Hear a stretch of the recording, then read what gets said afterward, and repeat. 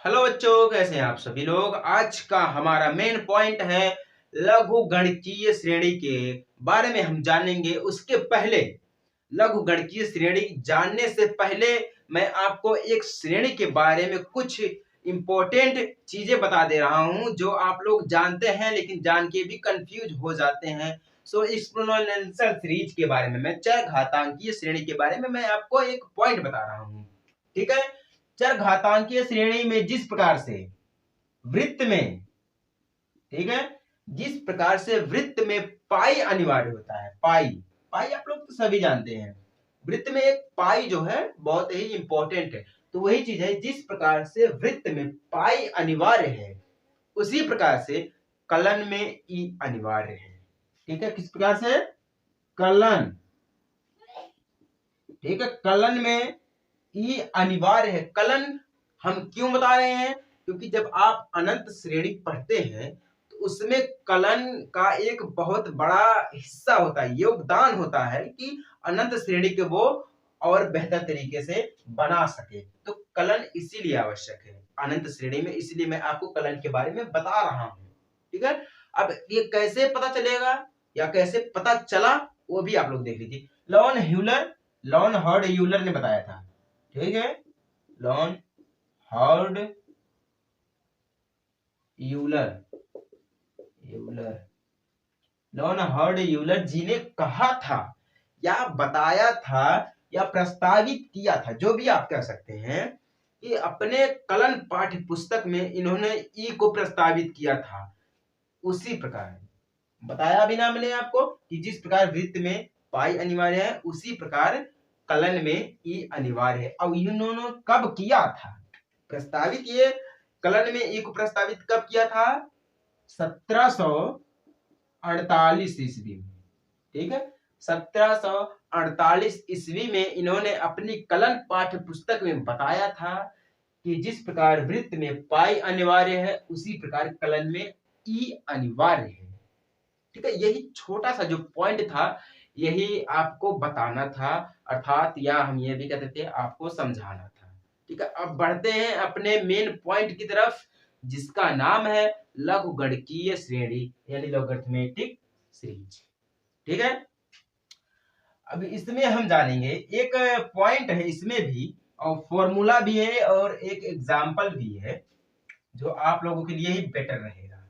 ठीक है, अगर हमारे पास मान लीजिए x ग्रेटर देन या लेस ग्रेटर देन 1, अगर हमारे पास इतना प्राप्त है या इतना है तब हमारे पास एक फॉर्मूला तैयार होगा। ठीक है, अगर इतना है तो हमारे पास एक फॉर्मूला तैयार होगा जिसे हम कहते हैं log e।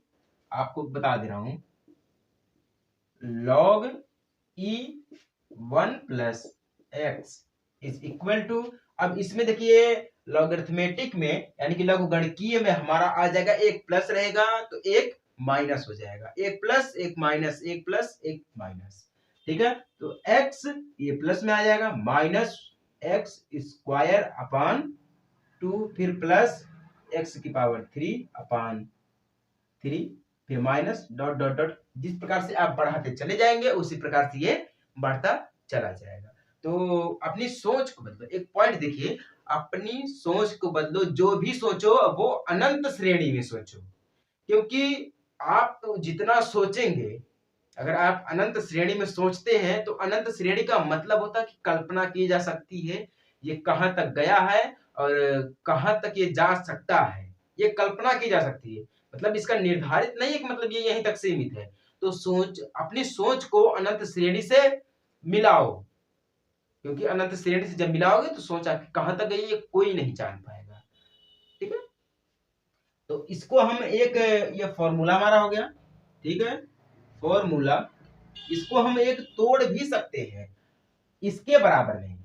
ठीक है, इसके बराबर में log e 1 plus X is equal to, इसका जो विस्तार है, इतने का जो विस्तार है वो हमारा है x इज इक्वल टू 1। ये वैध है।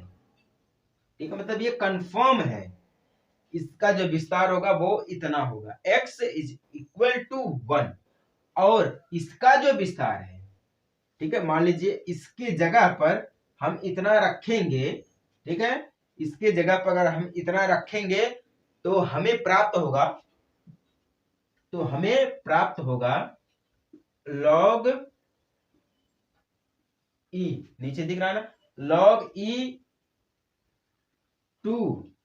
क्या लिखेंगे, log e2 is equal to 1 minus 1/2 plus 1/3 minus dot dot dot, बस इतना।